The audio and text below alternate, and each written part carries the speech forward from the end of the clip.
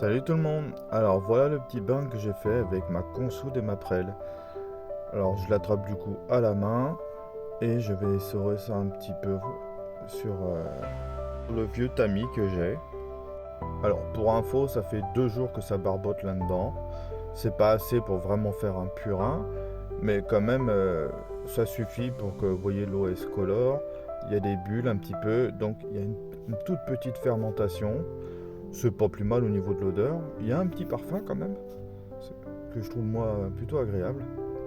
Et pour ceux que ça intéresse, il suffit de demander à ChatGPT pour savoir quels sont les intérêts de la prêle et de la consoude.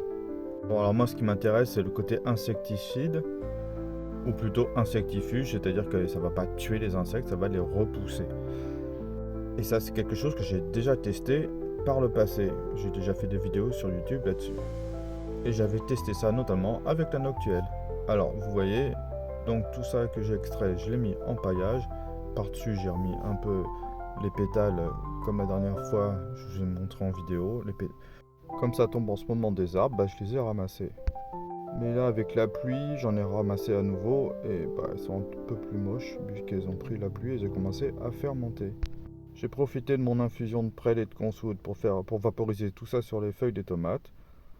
Et voilà, c'est tout ça qui me reste. Et ce que j'en fais, c'est que je le mets dans mon arrosoir et j'en fais profiter toutes les plantes de mon balcon.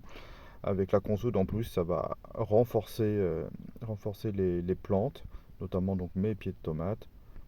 Et la prêle va aider à lutter contre donc les insectes et les champignons.